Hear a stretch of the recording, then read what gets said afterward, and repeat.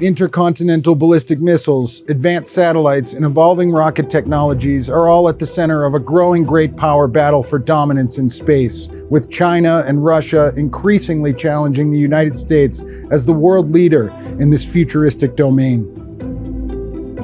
I'm Guy Taylor, National Security Editor at the Washington Times, and for this edition of the Threat Status Influencers series, we're joined by Tory Bruno, the president and CEO of United Launch Alliance, ULA, a leading developer of some of the biggest and most advanced rockets in the world.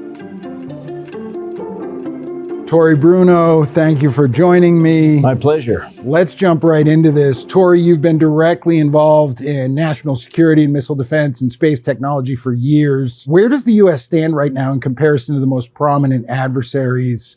Are China and Russia outpacing the U.S. or truly threatening the U.S.? And how do you see that competition with regard to space and rockets? Well, I'll start with space.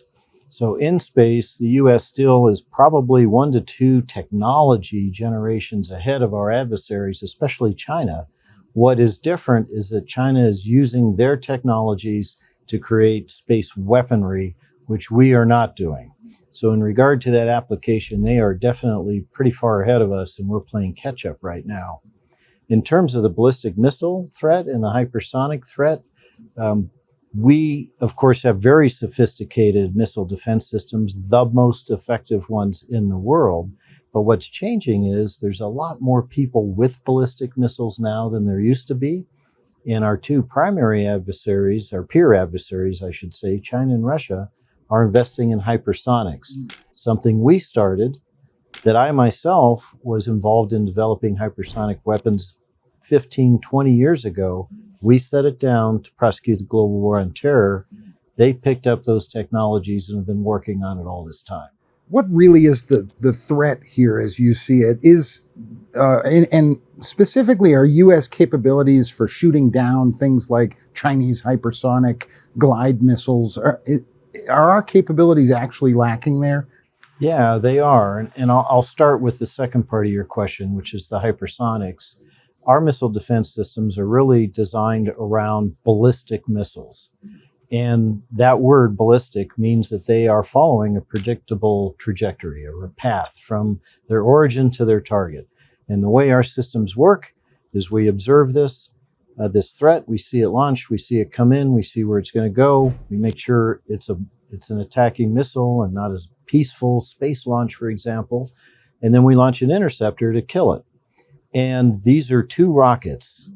So the rocket coming in, going very fast, hypersonic velocity, by the way, and the only thing fast enough to shoot it down is another rocket. It's a little bit like shooting trap.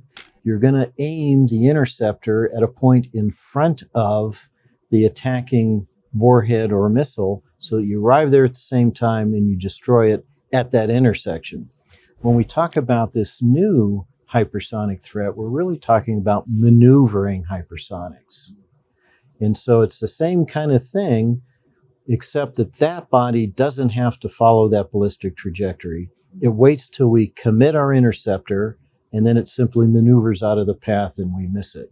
That's the challenge. And no, our defenses against that today are not nearly as robust.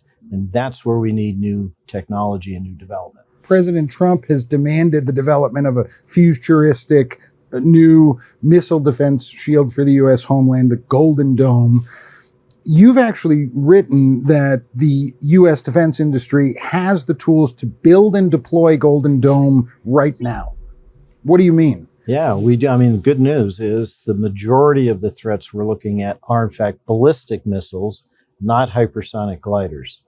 And that is the most acute and immediate threat to the American homeland today. I would put that together with a prediction I'll make, which is I think we're looking at a decade of increased nuclear weapon proliferation, where countries will feel that that capability is essential to their sovereignty. We're talking China, Russia, Iran, North Korea. Exactly, and maybe others, as they observe what has transpired in Ukraine, for example. They may feel that's really the only true guarantee and not necessarily the regime we've had in the past.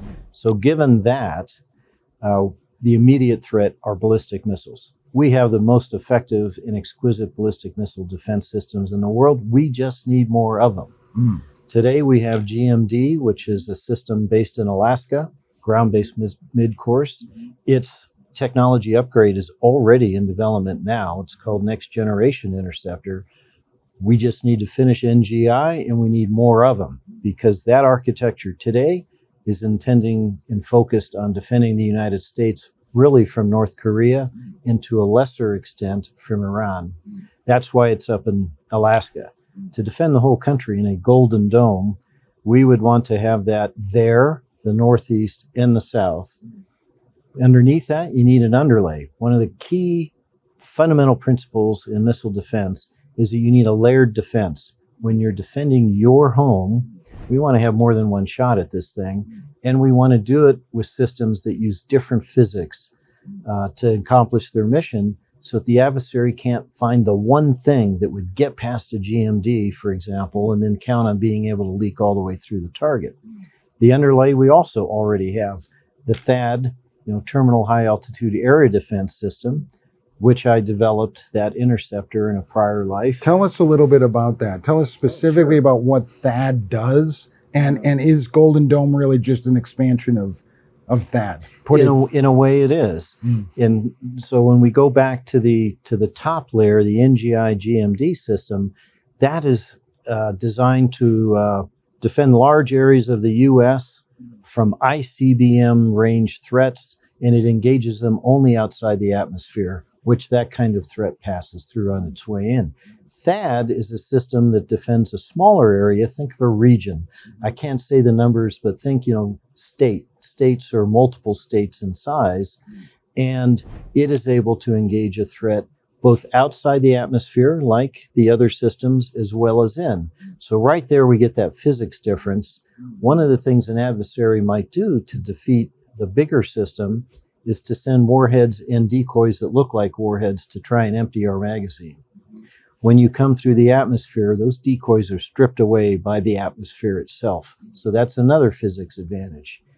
THAAD is really optimized around medium and short range threats, which we are also at risk from, but it can also kill ICBMs. And so you would have a network of THAADs around the country protecting all of the nation in those regions as an underlay, but I would also place them at a large metropolitan area, because it'll kill an ICBM, but its defended area gets smaller, so you'd center it on a city like Denver, where we're sitting right now. Let's go up into space. You're talking about layered defense beyond just ground-based systems. Some industry leaders are talking about even layered satellite defense. United Launch Alliance is really one of the most advanced companies at the center of developing launch capabilities. Actually, ULA has specifically developed Vulcan Centaur. What is Vulcan Centaur, and can you unpack its relevance for us to this Golden Dome discussion? Yeah, sure. So it's considered a heavy class launch vehicle or space launch vehicle. That means that we're talking many, many metric tons going to any given orbit. That's what the heavy part of that means. It is two-stage, as you point out. Its architecture is a little bit different than other heavy class launch vehicles you might see around the world. You have to make a decision when you design a rocket. Are we going to finish the rocket's operation most often in LEO, or are we optimizing this rocket to go to much higher, more exotic orbits that typically only the government uses? Vulcan is like that. So what that looks like when you observe the launch of a rocket is this a LEO optimized space launch vehicle. The first stage will burn out when it's still inside the atmosphere. The second stage takes over, it climbs up to space, orbits the Earth once or twice, drops off a payload. Vulcan is very different. That first stage will fly all the way into space so that it can drop off an upper stage that's still full of propellant, because the upper stage is designed to go from low Earth orbit to some higher orbit. And it has to last 20 to 40 times longer to do that. It has to have so much more energy and be really, really advanced technology in terms of how efficient and how lightweight it is. So Vulcan's a different kind of rocket. These two rockets overlap in the middle. but one is better at LEO, one is better at high energy orbits.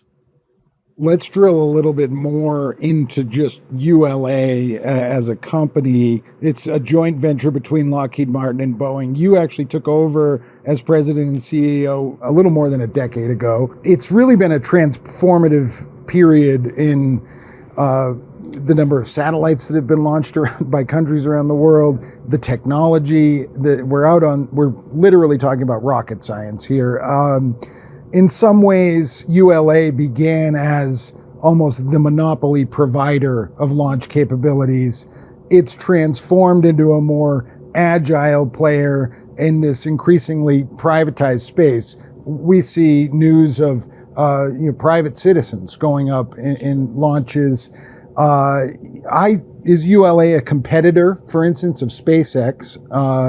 And do you see these two companies working in concert, or is ULA more oriented towards national security missions? Yeah, sure. Well, we absolutely are competitors. You're correct. When I came to ULA was still the only domestic provider, the only company capable of taking especially government missions to space. Remember, they're often in exotic orbit. And my job was to come here and recognize that now the industry was growing up a little bit.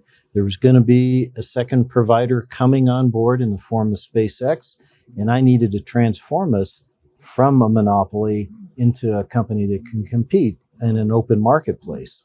And so there are lots of classic, sort of business corporate transformation went on to move us from where we were to where we are today.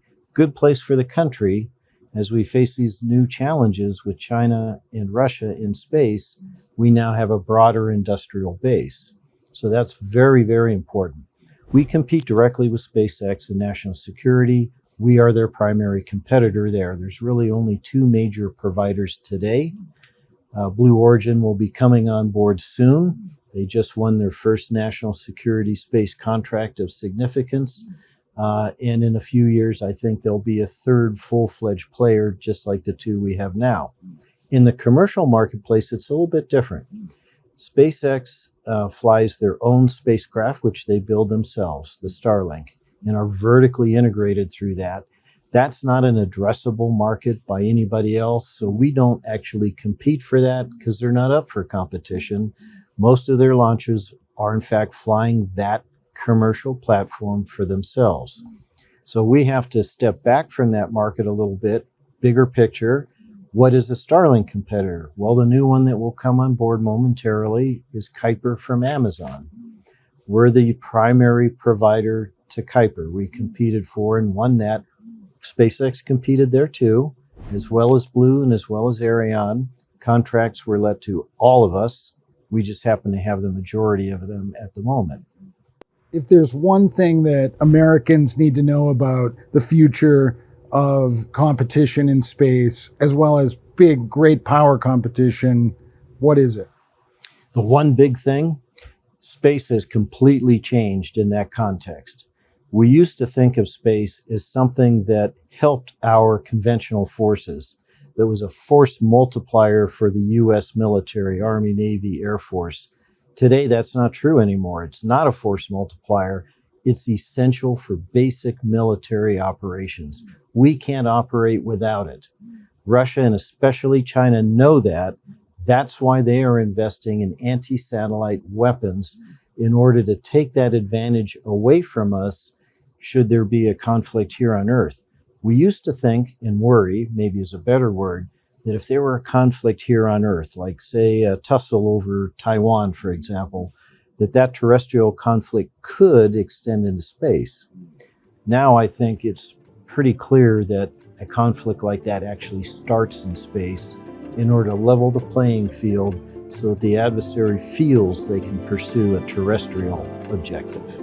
Tory Bruno, United Launch Alliance, so interesting, so insightful. Thank you very much for joining me for this edition of the Threat Status Influencer Series. Thank you, Guy. It was my pleasure. I'm Guy Taylor. Until next time.